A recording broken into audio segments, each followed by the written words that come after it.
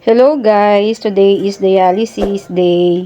Kamusta po kayo? Pasensya na hindi ako nakakapag-upload ng sa YouTube channel kasi medyo busy-busy, tsaka yung signal po dito ay mabagal, mahirap po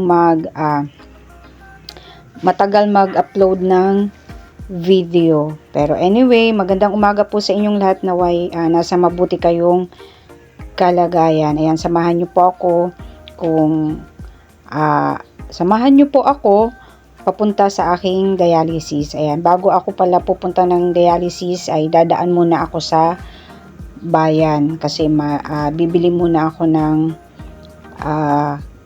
gamot, tsaka ang tawag dito, bibili ako ng merienda, konting tinapay para habang nagda-dialysis ay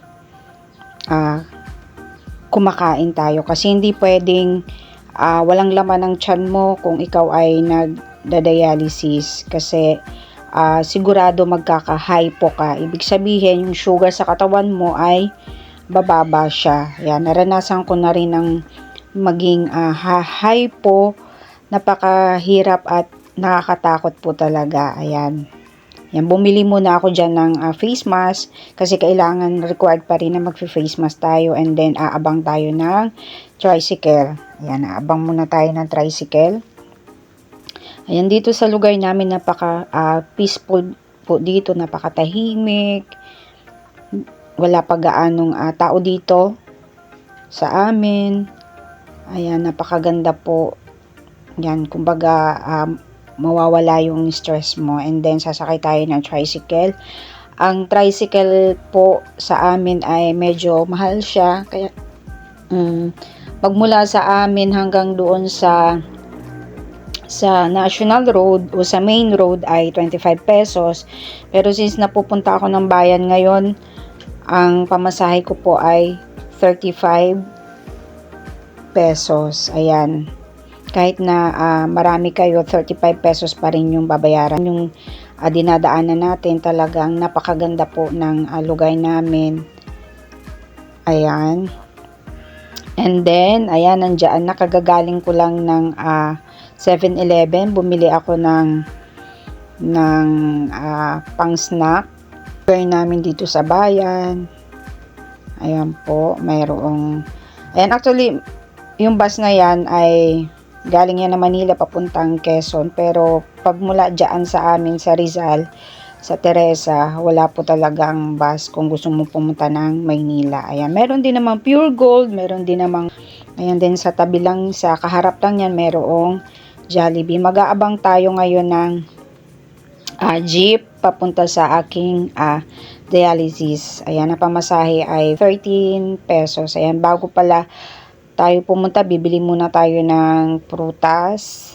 Ayan, dito may prutas po dito, may sari-saring prutas, pero hindi lahat ng prutas ay pwede sa amin, kailangan pipiliin lang po.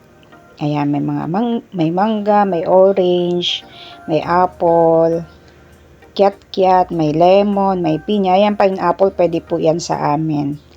Ayan, at nandito na po tayo sa aking dialysis center. Ako yung una. Ayan, wala pang tao. Mag-aantay pa. Ayan, anong oras pa lang ba? 10:30. Ayan, ayan yung dialysis center. Ayan yung main road. Ayan, solong-solo ko yung waiting area. Ayan, mamaya-maya yan, darating na yung mga kasamahan ko. Ayan, at ayan, nasa loob na tayo ng dialysis center. Ayan, na-hook na. Hindi na ako gaanong nag-video kasi nahiya ako minsan na mag-video. Ayan, na-hook na. Ayan ang aming center. Ayan, then i-update, tawag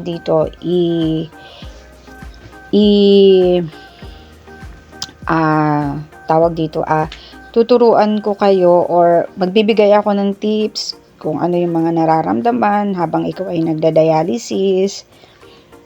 Ayan, bago kami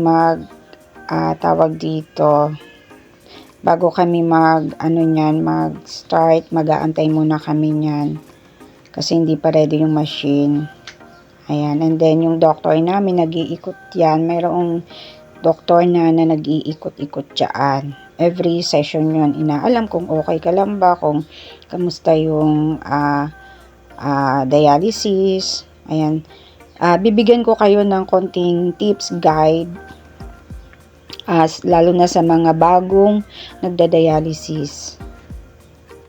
At kung ano yung mga pagkain na pwedeng kainin at hindi pwedeng kainin, lahat naman bawal siya pero kailangan in moderation lang. Ayan yung doktor, nagche-check sa bawat pasyente, tinitignan kung nagkakaroon ng manas yan. Hanggang dito na lang po muna. Yan, mag-ingat po kayo. Ingatan po ang kalusugan. God bless and bye. See you next vlog.